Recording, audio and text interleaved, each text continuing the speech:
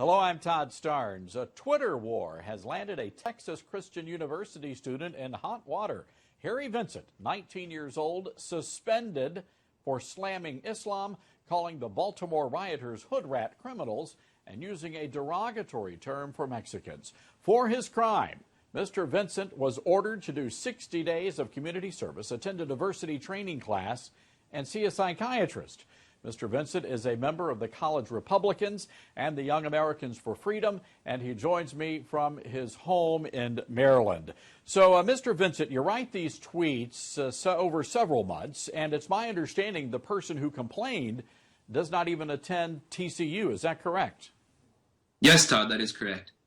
So tell me about this person who complained. Well, this is a middle school acquaintance of mine who was actually a bully in middle school towards me and my friend group. And I guess she's always had it out to get me. And, through middle school, high school, and now college, she's held a grudge. And now she's finally completed what she wanted to do in, causing drastic effect to my life. She got me suspended from college. So look, you admitted that some of the things you had written over the course of these several months were inappropriate. I know your Twitter handle is Classy Patriot, not so classy, but you apologized for those. Tell me about that.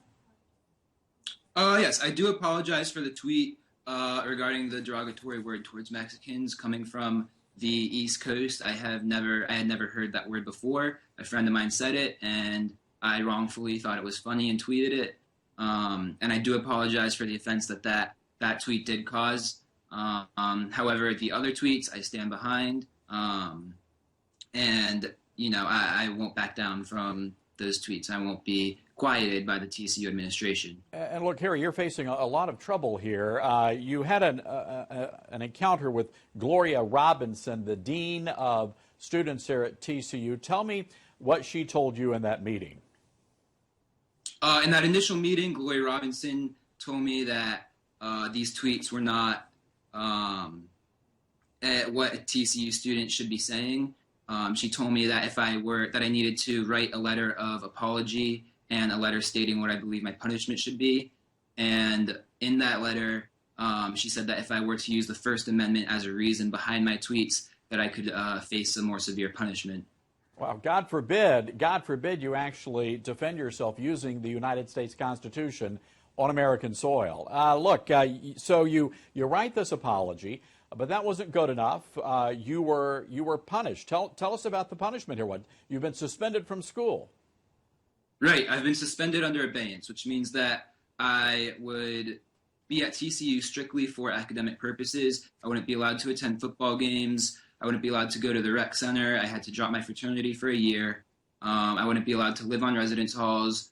And if I were to step foot in a residence hall, Gloria Robinson made it very clear that I would be considered a trespasser on TCU property, and that, they would be looking at the cameras and checking to see if I were visiting my friends in the residence halls. Unbelievable. And she also wants you to go see a psychiatrist. Why does she want you to see a shrink? Right. Well, my original lawyers said, hey, before you give him this punishment, let him meet with a psychiatrist, so that way, we can say it's unhealthy for Harry to not be around his friends and not have that social aspect of college. And then Gloria Robinson said that she would advise me to continue meeting with the shrink and keep up with our meetings. So look, Harry, I mean, you're a good kid, a patriot. You're a member of the College Republicans, Young Americans for Freedom. I want to get your take here. I mean, you've been through a pretty difficult situation here. It sounds to me like you've been the victim of a Twitter lynch mob. You know what? That's exactly what it is, Todd.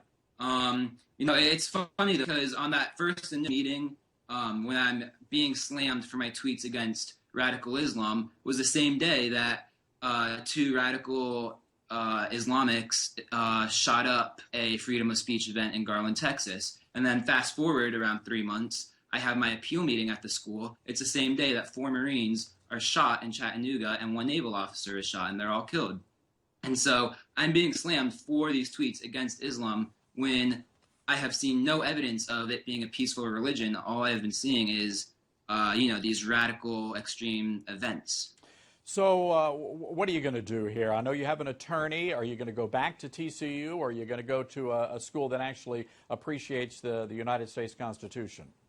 Right, right. I'm still deciding with my lawyers. We're still talking, keeping my options open. I may return to TCU. I may look into schools that do uphold the Constitution. It would be very hard for me to pay the great sum of money that TCU costs and then attend and not be allowed to speak my mind. I'm debating maybe enlisting in the Marine Corps or working for my dad's small business. So I am keeping my options open at this point. Well, when you look at the facts, you are a Christian, you are a conservative, and you are a white guy. Harry, I got to tell you, I don't think you had a fighting chance against these speech police there at TCU. No, absolutely not. All right. Harry, thank you so much for joining us, and the best of luck to you. Now, some final thoughts. TCU is a private school, and they are not bound by the First Amendment. But as a Christian school, they ought to be bound by the good book. Harry Vincent spoke his mind, but instead of honoring free speech, TCU chose to silence this young man. And in doing so, they are sending a chilling message to other students. The irony is that Harry Vincent was punished more severely than some of the Baltimore rioters. I'm Todd Starnes.